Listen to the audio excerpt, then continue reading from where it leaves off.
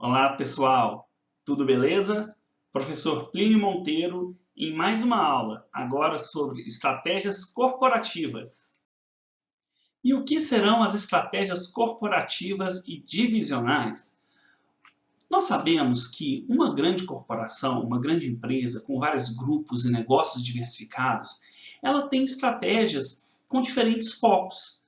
E essas estratégias corporativas ou divisionais são aquelas que ocorrem lá no topo de uma grande corporação, como a General Electric, como a Microsoft e assim por diante. São grandes empresas que podem fazer o seu negócio ir para diferentes direções e para cada uma dessas grandes estratégias que são tomadas, ela vai ter um impacto ou uma premissa naquele mercado. E qual que é o grande ponto dessas estratégias corporativas?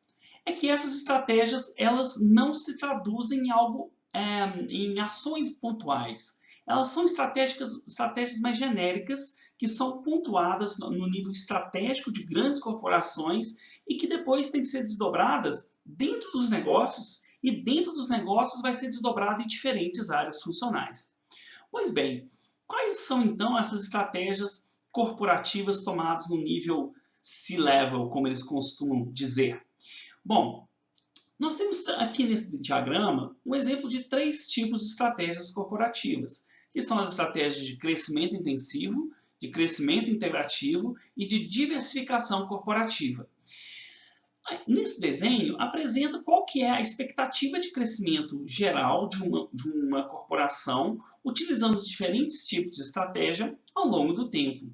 E o que a gente observa nessa premissa é que, tipicamente, no início do seu desenvolvimento, a maior parte das empresas vão adotar essas que são estratégias de crescimento intensivo. Posteriormente, à medida que o mercado onde ela atua se satura e a empresa cresce muito, ela começa a buscar crescimentos por integração ou por diversificação corporativa. O que será o crescimento intensivo?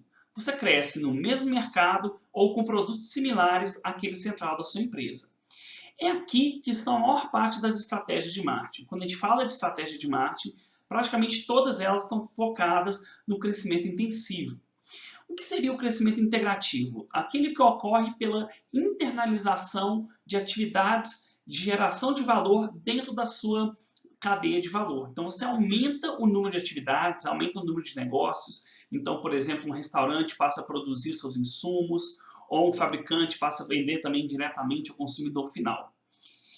E, mais uma vez, nós temos a diversificação corporativa, que são aquelas estratégias que, no longo prazo, quando a empresa já se saturou num determinado setor, porque já domina aquele setor e já tem uma grande parcela das atividades produtivas daquele setor dentro da empresa, aí a gente começa a buscar a diversificação corporativa, que é basicamente buscar novos setores. Muitas vezes setores que não têm muita relação com o negócio original da empresa. Então, a empresa basicamente sai do seu setor original para buscar novos setores. Vou explicar adiante cada um desses tipos de estratégia e suas formas de implementação. Para falar do crescimento intensivo, temos que relembrar da famosa matriz Ansoff. Essa matriz ela define que toda estratégia de crescimento intensivo, ou seja, as estratégias de marketing, podem ser classificadas de acordo com a busca de mercados e o tipo de produto que ela está assumindo. Ele pode buscar mercados novos ou atuais e produtos atuais ou novos.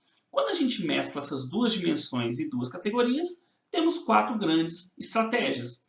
A primeira dela é quando você atua no mercado que você já está com os produtos existentes. Isso é o que a gente chama de estratégia de penetração de mercado.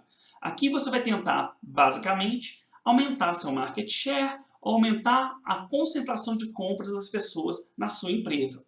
Então aqui você vai tentar melhorar o seu produto, ter um preço mais competitivo, melhorar o serviço do cliente, mas basicamente você está focando no mercado e num produto atual.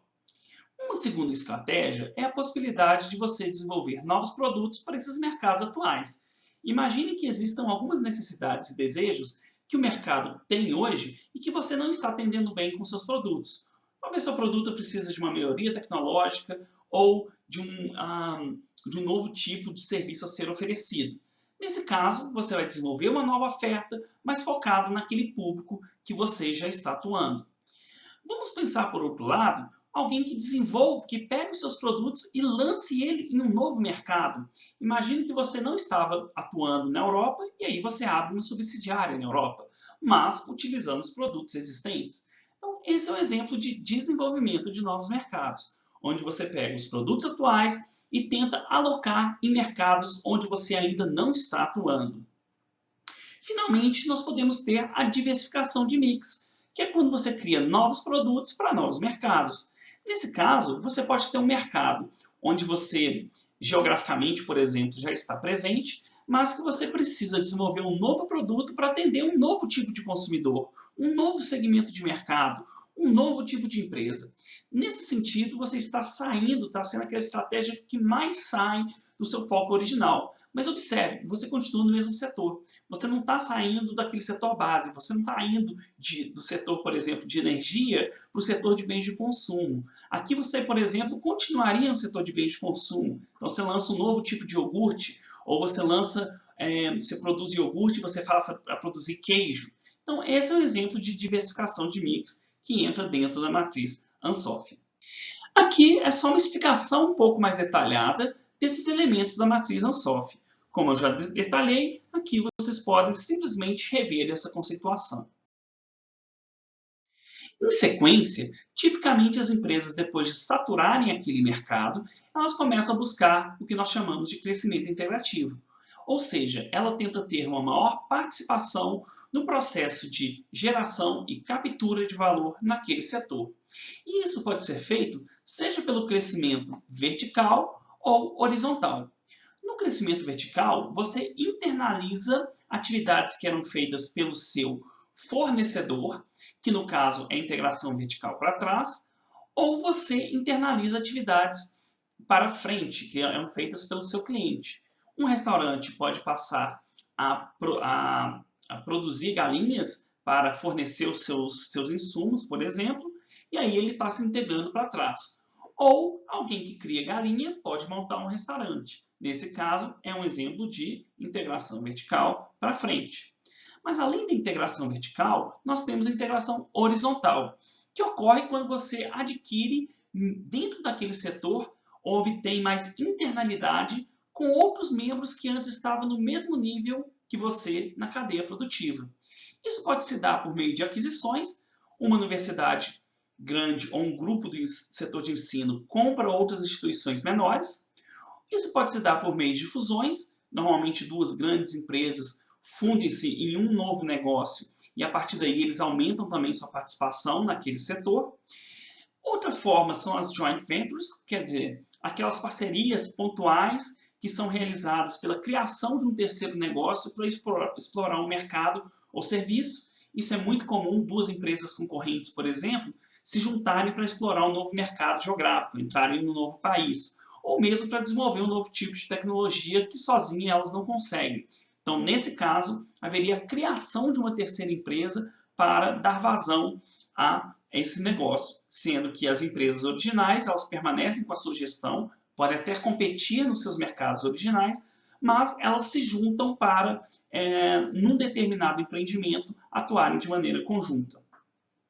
E, finalmente, podemos ter diferentes tipos de alianças estratégicas, como irei destacar em sequência. Pessoal, esse é um diagrama muito bom para a gente avaliar o que é integração para trás e integração para frente ou horizontal.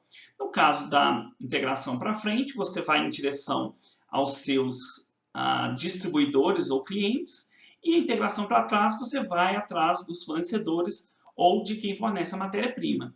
E na integração horizontal, você mantém no mesmo nível dentro daquela cadeia de valor. Como eu havia explicado, existem diferentes tipos de alianças cooperativas. Elas podem ser relacionadas a produtos e serviços, então ligado para produzir algo específico entre duas empresas, ou mesmo pode ser somente uma promoção. Em marketing é muito comum, por exemplo, o co-branding, ou então o branding de ingrediente, onde uma marca se junta a outra para vender um novo produto. Por exemplo, o milkshake de Nutella seria um exemplo desse tipo.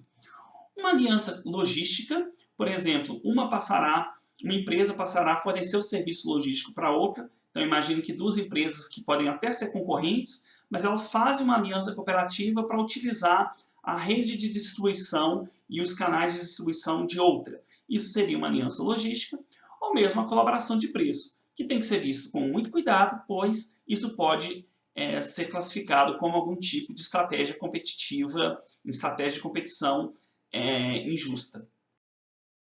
Pessoal, chegamos ao fim de mais essa aula. Até a próxima!